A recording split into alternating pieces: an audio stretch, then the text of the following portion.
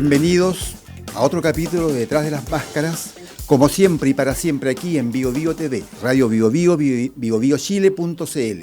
El teatro es nuestro tema, la conversación es nuestra posibilidad de intercambiar opiniones para todos ustedes con los creadores chilenos, realizadores chilenos, talento, convicción y compromiso fuera y dentro del escenario. Vamos a conversar sobre una obra recién estrenada el fin de semana pasado, que tiene la particularidad de relacionar el teatro con la ciencia. Una relación poco vista sobre el escenario y que tiene sus dificultades. Esta obra se titula Rita, no basta con sobrevivir. Con tanta muerte, las abuelas vamos a empezar a parir. Eso es posible. En muchas pacientes se ha verificado un retraso en la menopausia. Claro. Como ya no quedan jóvenes.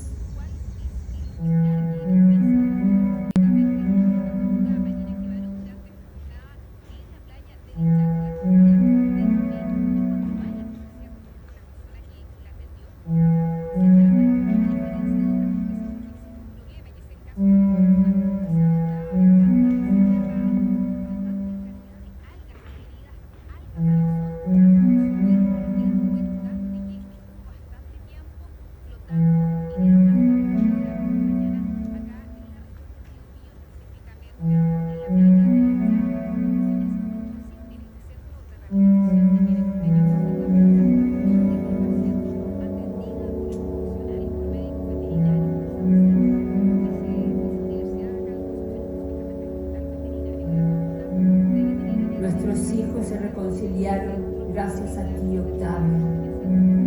Tenemos que olvidarnos de nuestras peleas y pensar en el futuro de Rita, el futuro de la humanidad.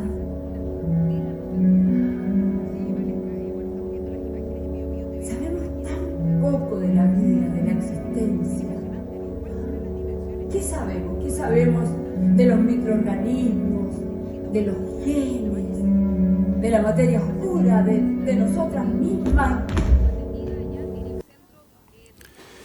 Rita, no basta con sobrevivir, es el título de la obra sobre la cual vamos a conversar ahora con dos de sus principales responsables. En primer lugar, bueno, bienvenido a Detrás de las Máscaras, con su dramaturgo Gerardo Oettinger. Sí, muchas gracias. Y con su director Manuel Morgado. Gracias por la invitación. Sí. Bienvenido, un gusto, sinceramente, por estar en conocimiento de una experiencia. Como decía al comienzo, tiene sus dificultades. Es un poco insólita si uno mira desde cierto punto de vista, pero lo que sí es cierto, a lo mejor no es tan insólita ni tan raro, pero lo que sí es cierto, me parece a mí, que es una combinación, es una relación que es difícil de realizar. A lo mejor no tanto. Hay obras que tienen vínculo con la ciencia, por supuesto, con la filosofía, con la biología, pero de manera indirecta. Aquí se habla sobre ciencia. Gerardo, me gustaría que partiéramos contigo, que eres el autor de este montaje, de esta obra. Muchas gracias por la invitación. Sí, es un tema que no es muy usual en el teatro. Yo antes había trabajado con Javier en una obra llamada Random, que era sobre la energía oscura, la materia oscura. Y ahí me acuerdo que leí una obra llamada Copenhagen, que hablaba sobre la bomba atómica. Pero más bien también era una obra que, claro, que discutía sobre el tema científico, pero no había mucha acción dramática. Entonces, claro, es difícil porque tiende de repente a ser medio explicativo para cómo juega uno con la acción dramática y con explicar también lo del experimento, por ejemplo, o lo que quieren hablar los personajes. Claro, porque los conceptos se tienen que entregar, es decir, en este y en otros relatos, o sea, es científica, se va a hablar de ciencia, y la ciencia está llena de conceptos que son abstrusos, por lo menos complejos. Que son complejos y que, claro, y que no simplemente habla sobre, claro, intentamos que hable sobre las relaciones, sobre las abuelas, sobre perder los hijos, sobre hacerse cargo de una nieta, que queda huérfana, sobre este nuevo mundo, pero a la vez no son dos abuelas que están en un mundo que se está muriendo, que está en una pandemia apocalíptico, sino que son dos científicas. Entonces eso le daba otra complejidad, que están trabajando en la nieta. Entonces, claro, es complicado, pero es entretenido. A mí me gusta el desafío. Claro, la historia es sencilla en ese sentido. Son dos abuelas, ambas investigadoras en epidemiología, que se juntan en un momento de grave situación en la sociedad, ¿cierto?, en el país, porque sus hijos han muerto. El hijo de una, el hijo de otra han muerto, justamente como consecuencia de esta sintemia, dicen ahí, no solamente el COVID, sino que una circunstancia de varias enfermedades que están atacando simultáneamente. Claro. ¿Cierto? Y ellos murieron los hijos, pero está la nieta en estado de coma. Y buscan cómo salvarle la vida. En ese sentido, Manuel, no basta con sobrevivir, Rita se llama la niña, no basta con sobrevivir. ¿Qué sentido exactamente tiene? Bueno, yo creo que la obra va instalando distintas preguntas en los distintos cuadros en los cuales se cuenta esta historia, y yo creo que una de las grandes preguntas es la pregunta por la vida, que es principalmente a partir de la manipulación genética, para qué se quiere vivir o para qué se quiere prolongar la vida. Entonces, estos personajes también se encuentran de alguna manera en esa conflictuación de, en el fondo, si le salvamos la vida a nuestra nieta o si publicamos esta salvación para la humanidad, ¿qué sentido tiene? Entonces, de ahí viene esta pregunta por la vida, porque en el fondo, si un día nosotros nos encontramos en un mundo sin enfermedades, por ejemplo, o sin vacunas, sin remedios, que es un texto de la obra, claro, ¿para qué? Claro. Esa es la pregunta. ¿Qué sacamos con sobrevivir?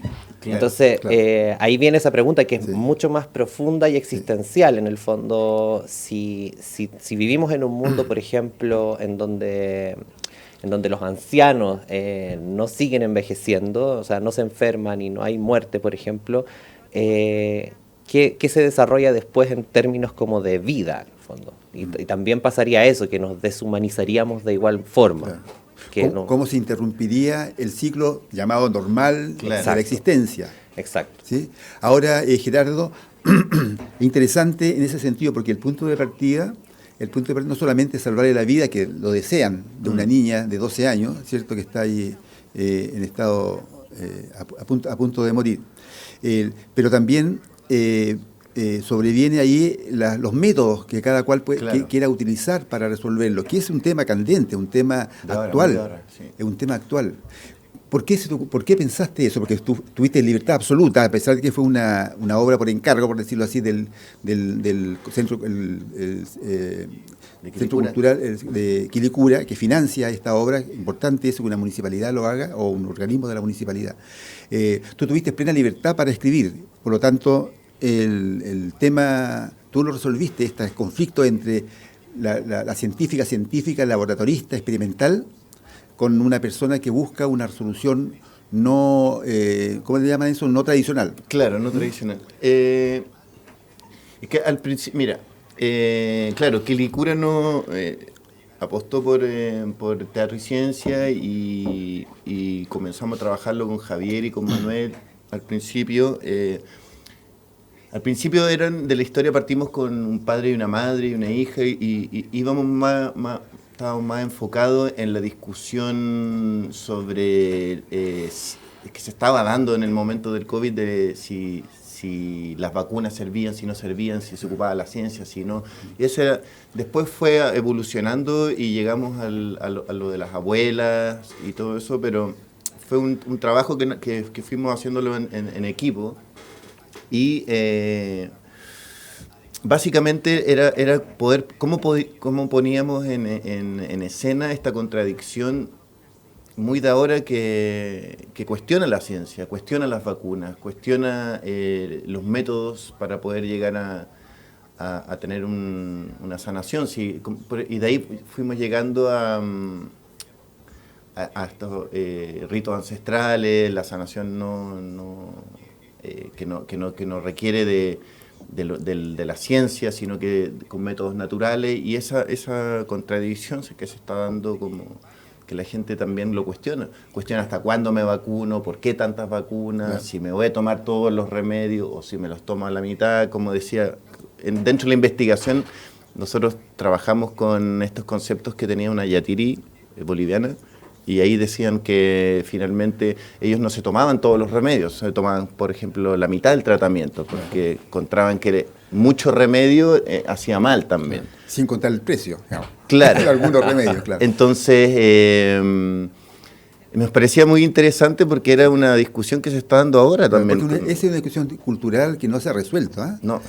Hay mucha gente que por diferentes razones acude a la homeopática, ¿cierto? A la medicina más tradicional, porque siente temor de los laboratorios que inventan, propagan, claro, crean enfermedades y entregan el antídoto. Que eso también está puesto en la obra porque también está eso, como esa discusión que uno ya no sabe si es mito, si es teoría conspirativa, si es real, si de verdad están haciendo enfermedades para venderte remedio, pero entonces finalmente existe todo eso. Entonces también esta discusión de que, claro, y si te va a ir a tomar unas plantitas y te va a sanar, no vas a ir a tomarte unas plantas, sino que te va a ir al hospital. Entonces, esa discusión volvió ahora con la pandemia súper fuerte, y en todo el mundo, en realidad, lo antivacunas, pro vacunas. Y no solo con el COVID, porque el COVID fue un episodio, claro, de alguna forma se ha ido controlando. Ahora, la dirección de dos actrices conocidas, ¿cierto?, con mucha trayectoria, Manuel, ¿cómo resultó? ¿Cómo definiría? Tú eres bien joven, por supuesto. ¿Cómo resultó? ¿Cómo definiría? Hablan un poquito de esa experiencia que a mi juicio es muy novedosa. Sí, bueno, en general, con todas las personas del equipo, el proceso fue bastante como nutritivo. O sea, yo principalmente siempre trabajo como desde la amplitud, como desde tratar de que todas las personas que participan dentro del proceso intervengan de alguna manera desde su área. Entonces, por ejemplo, como decía el Gerardo, el proceso de escritura también fue como muy dialogado con las actrices, con Javier Ibacache, que es nuestro productor ejecutivo, y que ya también hace tiempo él se encuentra articulando este proyecto de ciencia más arte, más audiencia. Entonces, de alguna manera, el vínculo, principalmente con el equipo y con las actrices, es muy estrecho.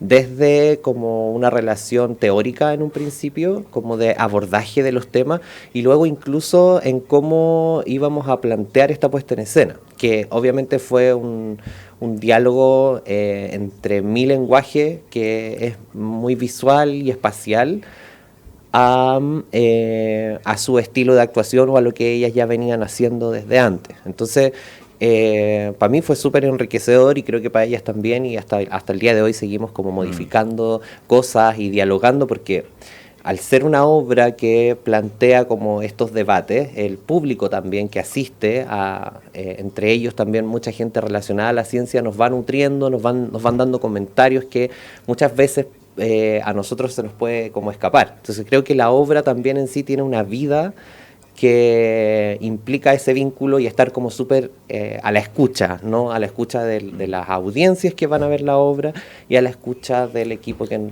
la hacemos. En ese sentido, no es una obra en que yo me senté, la escribí, se la pasé a Javier y se la pasó a Manuel, sino que la creamos entre todas y todos, y finalmente en ese texto están todas nuestras visiones y preguntas que nos hacíamos en el proceso. Nos juntábamos después nosotros a editar, a revisar los textos, las actrices proponían textos, proponían visiones, muchas discusiones. Experiencias o sea, también, experiencias también, como en relación. qué creían respecto a las vacunas, no las vacunas. Sí. Entonces estuvimos en esa discusión todo el verano. Claro. Entonces, además es una obra que necesariamente, y eso se advierte ahí, de que intervienen las emociones de las personas, claro, el aprecio hacia la otra, pero al mismo tiempo un grado de desconfianza, el verla un poquito como su adversario o enemigo, el creer de que su manera de enfrentarle, el método que cada uno tiene es realmente el superior. Claro. De todo eso vamos a conversar después de la pausa necesaria, aquí en Detrás de las Máscaras, en Bio Bio TV.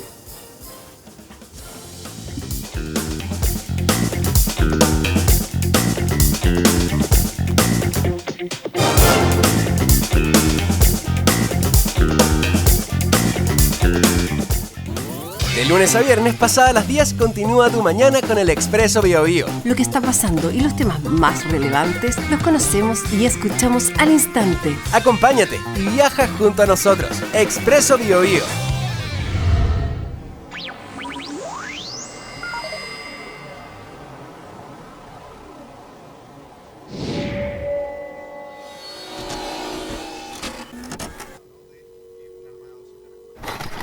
Bio Bio, la radio se escucha y se ve. En nuestra plataforma digital biobiotv.cl. En la televisión digital de Libre Recepción, Santiago 26.1. Valparaíso 46.2. Temuco y Osorno 29.2. En el cable, Mundo, canal 521. Zapping TV, canal 168. Y en Mi Play, canal 62. Bio Bio, la radio, 43 estaciones. Ahora se ve.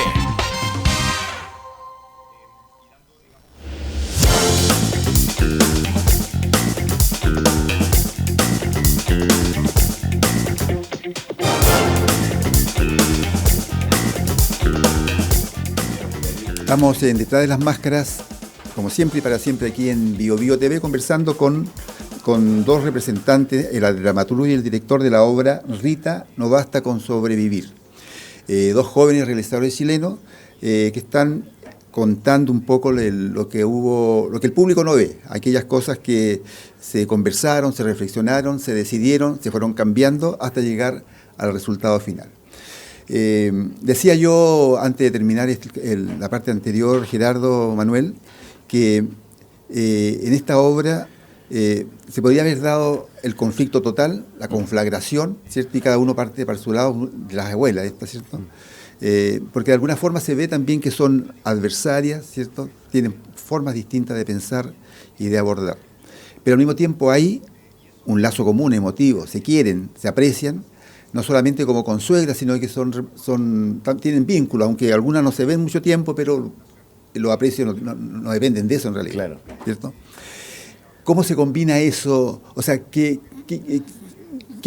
rol juegan las emociones junto con la lucha, la confrontación de ideas y de métodos para resolver este conflicto tan acuciante como es la vida o la sobrevida de una nieta? Bueno, yo creo que hay dos momentos o podríamos identificar como dos zonas en donde aparece ese vínculo. Yo creo que una es precisamente ese vínculo familiar que tú dices de estas dos epidemiólogas, que además fueron amigas antes de que sus hijos se casaran, entonces por ende tienen una historia investigativa en el Congo, han hecho viajes, han hecho investigaciones, también guardan secretos de su pasado, lo cual igual hace que en términos como de tridimensionalidad de estos personajes las movilicen mucho más ahora en esta discusión presente en la cual se encuentran, la cual nosotros las encontramos en la obra, digamos, ¿no? Entonces, de alguna manera hay ese vínculo familiar. Y por otro lado, ese lugar de las emociones que tú hablas, yo creo que uno tiende a pensar de pronto que la ciencia o los científicos pueden ser personas como frías, ¿no? Como más taxativas, más calculadoras. Pero yo creo que lo que hemos ido descubriendo también es que son personas muy apasionadas también, ¿no? Casi como que las mueve un fuego por dentro, ¿no? Que las hace de alguna manera presentarse ante sociedad o entre ellas como personas muy fuertes o personas muy pasionales también.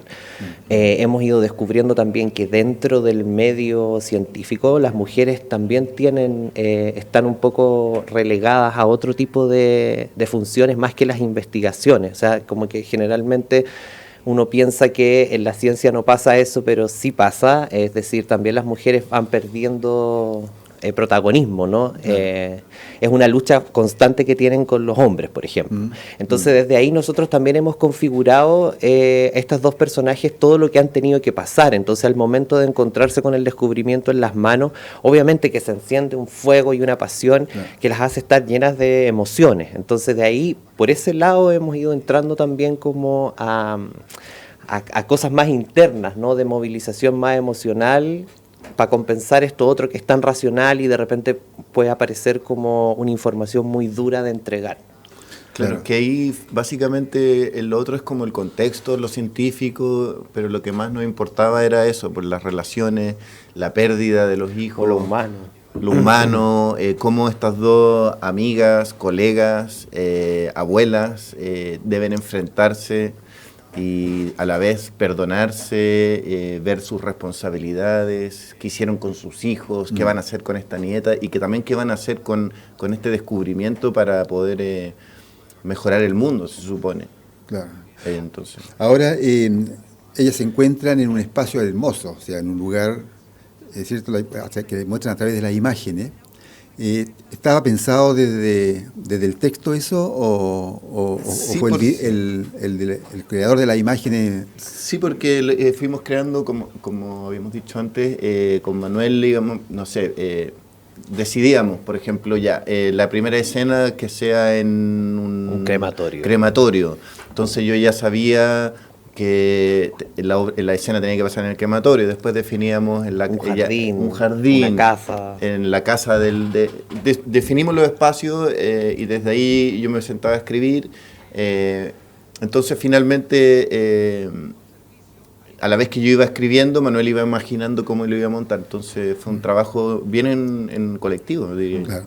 Uno de los elementos de apoyo de los recursos audiovisual que usted utilizó, Manuel, te lo había comentado al salir cuando terminó el estreno, que fue espectacular, encuentro yo, y que contarlo, que yo creo que no es spoiler. No, pero es como el agua, ¿cierto? De una playa, del mar, del mar, ¿cierto? Sí. Sale de la pantalla, ¿cierto? Y se cubre, no todo el escenario, pero parte del escenario. Adquiere una vida propia, ¿cierto? Incluso al margen, podríamos decir, del relato, ¿cierto? Pero al mismo tiempo genera un ambiente especial, cubre, ¿cierto? Que no pueden pasar desapercibida para esta científica, investigadora, epidemióloga, ¿cierto? Epidemióloga. Fuerte, ¿cierto? De mucha personalidad. Sí, claro. ¿Cómo nació eso? Un gran aporte ahí. Bueno, igual una reflexión un poco más profunda, como los elementos de la puesta en escena en general, que yo ya antes en otras obras siempre me hago cargo del espacio y de la dirección, como no puedo trabajar con alguien que me haga el espacio porque, bueno, pero... o sea, es tu forma de trabajar. Sí, mi forma de trabajar es como espacial y luego actuaciones y todo lo que tiene que ver con la dirección, pero en el fondo me planteo como un lugar más total, en el fondo, desde la dirección. Entonces, esa reflexión profunda con respecto como a la virtualidad es algo que yo creo que está muy presente en la obra y la cual ahora, en el fondo, tú reparas en torno a eso, es porque precisamente creo que a propósito de esta sindemia y de todo este tema de la mutación genética, también creo que la virtualidad comienza a tomar como un gran terreno. Entonces, en el fondo, la obra plantea estos espacios virtuales que parecen ser reales, pero no lo son. Entonces, de alguna manera, tenemos que conformarnos de alguna manera con sentir o estar más cerca de aquello, ¿no? Como de estas distancias también que hay entre el video, el vidrio, el espejo, pensando también en el no contacto con los elementos reales, ¿no? En el no contacto con ese árbol, en el no contacto con esa agua que aparece ahí, en el no contacto con ese fuego. Entonces, a partir del no contacto, empecé como a crear... Yo nunca había trabajado con proyecciones audiovisuales, por ejemplo, pero sentía que esta obra me obligaba a eso, como que nunca me imaginé que iba a haber un jardín real, nunca me imaginé que iba a haber un crematorio real. O sea, hay una pregunta también en esta mutación que plantea la obra y en esta sindemia, en esta cosa como más apocalíptica, es cómo nosotros también vamos a percibir esa evolución apocalíptica, ¿no? Y que tiene que ver precisamente con la pantalla, ¿no? Con la proyección, con lo virtual. Claro, y un tema así, claro, no podía ser simplemente el living de una casa o ese realismo, verismo se podría decir. Claro, como la alfombra. Claro, porque si no, o tratar de replicar un laboratorio, porque si no, creo que la obra de temas científicos también requiere de una puesta en escena que vaya un poco más allá, creo yo. Y acordándome por lo del mar y todo eso, finalmente, claro, nos dimos cuenta en medio del proceso de que estaba ahí la tempestad de Shakespeare muy metida en la obra, que la empezamos a ver y Javier dijo, oye, pero esto también es la tempestad, Próspero y todo lo que sucede ahí, es una discusión media similar también. Entonces, y también yo le dije a Javier, ¿por qué no lo llevamos también a una isla?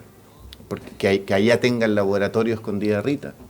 Entonces, finalmente, para que no sea solamente aquí en Santiago un laboratorio, o sea, había que extremar un poco, darle un carácter de mito también.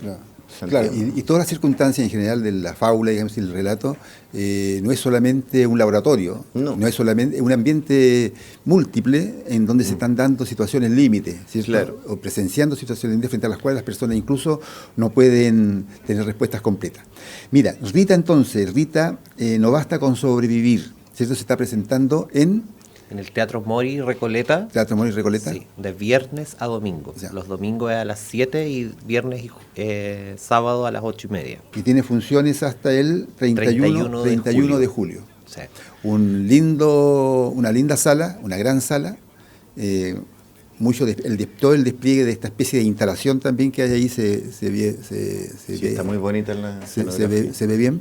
Tiene incentivos distintos, por lo tanto, no queda más que invitar a que vayan a ver no a Gerardo Oettinger ni a Manuel Morgado, sí a Coca Guasini y Patricia Rivadeneira, claro, en esta obra Rita no basta con sobrevivir. ¿Qué pasará después si logramos que todo el mundo sobreviva y nadie se enferme como consecuencia del desarrollo científico y médico?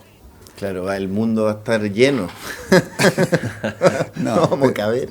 Hay una discusión actual, eso sí, muy actual, sobre la medicina, el uso, las vacunas, si me vacuno o no, que todavía hay gente. No, y lo que a mí me interesó mucho fue el tema de la evolución, la mutación, porque también decían muchos científicos que las nuevas generaciones ya no van a ser iguales y va a cambiar, y también el genoma humano tiene dentro marcado históricamente todas las pandemias que hemos tenido. Entonces los virus son parte de nuestra genética.